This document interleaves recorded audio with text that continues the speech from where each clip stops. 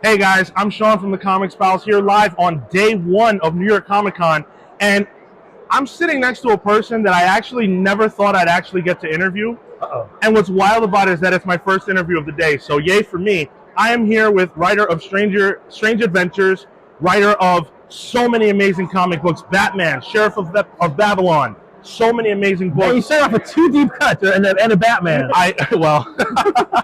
Those were the first books that I read of yours. By the way, it's Tom King. Tom King. Hi, nice to meet you. Nice to meet you What too. a pleasure to be on your show. Thank you so much for having me. Well, thank you for joining. You know, we've tried to get you for years, but you've got these big bodyguards and people that, That's true. I've heard so many bad things about you. You know, you have such a bad reputation. They're like, you go on that show and they just punch you in the face. I was like, I don't know if I want to be punched. Yeah, I understand. I get it. I wouldn't want to get punched in the face either, but given that I'll take the hit today. There were no bodyguards around, so we thought it was a good time to come and chat with you early on Thursday. Thank you for being gracious with your time. My pleasure. Don't want to waste it, so let me get right into it with you. All right. Your latest book is Human Target. Yes. And we have reviewed every single issue on our show. We absolutely love it. And we hate it. Come on. Why do you write such dreck? Not at all. So why did you choose Human Target to do a book on? You've done these 12-issue maxi series that have all been phenomenal. Why was Human Target the next character you wanted to tackle? Human Target literally started as a Twitter joke. You can actually go and look in the background. Someone said, hey, Tom, you should write Human Target on Twitter. And I just made like one of my little jokes like, oh yeah, Human Target looks out a window, it's raining, it's sad, he gets shot. And that was it. It was not even a good Twitter joke. It was like a terrible. And then the next day, my editor, Ben Abernathy, who's like a super editor at DC, called me like, do you want to do a Human Target book? And I thought he was effing joking. And I was like, yeah, sure, whatever. And before I knew it, he had an artist lined up and the whole thing. He's like, I need a pitch. And I was like, what? I thought this was a joke. And that's how Human Target started. That's incredible. And it's interesting because you found a unique angle, I feel, with this Human Target character. Most people who are seeing this probably haven't heard or read anything from Human Target before. Which is crazy because he's had 2 TV shows. I know. That's like, like half of the TV shows that Superman has had. Like he's had more TV shows. He's had him and Flash have had equal number of TV shows. That is wild. Yeah, isn't that crazy? When I read the last issue in particular, it hit me. There's a scene where Human Target is on a date with Fire, and he uses. Don't tell Ice he called it a date. Well, I don't want to deal with that mess. All the trouble that's going on in that book. But there's a moment where Human Target uses his unique abilities to his advantage to kind of get them ahead on a date. He portrays Lex Luthor on the phone, and it made me think about the fact that here's a guy who has the capacity to essentially be anyone. And then that gives you access and power that most people probably don't have. So I was wondering if that was a part of your thinking when you applied psychology to the Human Target and tried to dig into who he is, that he essentially gets to be whoever he wants to be and whatever comes with that. But it's even weirder than that because he pretends to be people in order to die. Right. Right? Like, yeah, so his superpower is he can pretend to be anyone he wants. So he has that kind of super spy or that Mission Impossible thing. But then, like, the psychological part for me is, like, he occupies other people's personality in order to experience their death. Right. And what does that say about him? That he's in that issue has that line where he's like, I'm the Human Target, I win by dying. And so, like, to me, that's what's fascinating about him, that he's sort of fearless in the face of death. But what does that say about a person that the one thing that we all sort of fear, the unknown, he doesn't? And where does that come from and where does that lead?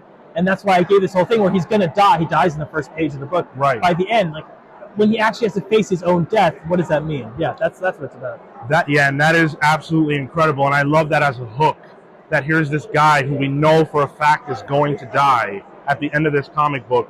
Who did it? I've been loving it, and everybody's been loving it, and I want to give you an opportunity to just... Well, I should say the book is good because of Smallwood's art. That's exactly what I was about to say. Like when I sell a lot of comic books, I try to hype a lot of comic books. This is the first comic where I was like, you don't need my words, just look at the damn pictures. This has got to be, and I work with the best artists in comics, yes, some of my best friends. So, but yeah, this is, Greg's out of his mind. He's like on God level. He's killing it. Greg Smallwood on this book has been a revelation. He really has. We have done deep dives into the meaning behind some of the art, some of the colors. It's all so brilliant. So Please just regale him. I'm sure he'll watch this and love it. So this is your moment, Greg. Well, Greg does everything on this book. He's doing pencils, inks, colors. He even does part of the lettering. Clayton Cowles, who I always work with, is a genius letterer. But he does some of the on-art lettering, and he also does the design work. There's a ton of design work that goes into all of these issues. So yeah, I mean, I don't know. Every time I get his work, it's like a gift. It's like manna from heaven. I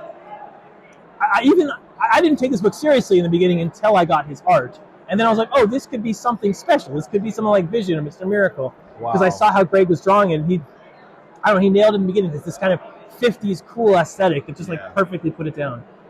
Yeah, you have been lucky to work with so many incredible artists over the years. I'm actually sitting right now, I believe, in the chair of Clay Mann. Yes, you stole Clay's chair. Clay is over here on the other side of the camera. He's angry at me. With his twin brother, so there's two Clays looking at us now. He's going to toss me out at the end like Fresh Prince. What do you think it is, and what's your approach to working with all these different artists who are so incredibly talented? Why do you think that you attract them, and what's your approach to working with each artist on an individual level? I don't know if I attract any artists. That seems too much to say, but I mean, I think I mean, you always have to give artists, the freedom to do what they want. You always have to give them the credit. You have to give them respect. Right. I mean, a lot of comic book writers started as artists, like Scott Snyder, Grant Morrison, even Alan Moore, Josh Williamson. Like they got into art first and got into writing. I have no art talent. I have zero. I have less than zero. No, I'm the world's worst artist. I saw you sketching. Oh my! Beautiful. Yeah, it was. People were screaming in the background. They're like, finally, something's scaring me. October. So like, they have a superpower. To me, when I sit down with an artist, it's like I'm sitting down with Superman or Wonder Woman. It's just they do something that I can't comprehend. Sure. So I think maybe my scripts are a little more respectful in that way. Just because when you talk to someone who's you can't imagine they do this. I mean, Jorge Fornes is sitting next to us here. Oh my goodness. Who I work with. I mean, he just gave us the peace sign. Yeah, this guy. I work with the best artists in comics. I mean, that's and I get lucky. You absolutely do work with the best. I think people are jealous of you. I'm personally jealous of you. But it's good because the quality is always there. The quality is absolutely always there. That's right. So they're giving us the sign, but I just have a few more questions I want to ask. All right, I'm ready. Sheriff of Babylon is one of my favorite books. I thought it was brilliant. First thing I ever wrote. You nailed it in one. First comic I ever wrote. Nailed it in one. Sheriff #1. So it's a pretty dark and heavy book that I think it's fair to say maybe leans on some of your experiences being a part of the CIA and stuff like that. Yeah. Is that something that is it hard for you to kind of bring those aspects of your life and your career into the books? Is it a difficult place to kind of dig into to make those sorts of books, or what's that process like for you? Well, I really didn't want to write Sheriff. I very much, when I first broke into the industry, my first novels about superheroes, I didn't want to write about my sort of CIA experience because I thought it was cheap, kind of. I thought I was like, I went through this to sort of, write about it. I don't know. There's something about it that felt like, I didn't go through CIA so I could write about it. I went through CIA to accomplish a mission. Right. But my first novel was such a flop, and suddenly I was utterly unemployed, and I was like, it was that sort of moment of desperation where you're like, all right, I got to throw away my pride because this will attract attention if I write about it. So I was like, all right, I'll write about this thing that I very much didn't want to write about, and I'll try to do as best I can. That was sort of the approach in the beginning. Yeah, it was very reluctant to write that. And I feel that you haven't gone back to it too much. I felt Strange Adventures might have had some of those influences in it as well. Is that accurate? Yeah, I mean, the sad part is I'm getting old. My CIA experience was in my 20s. Now I'm in my 40s, man. It started me 20 years ago.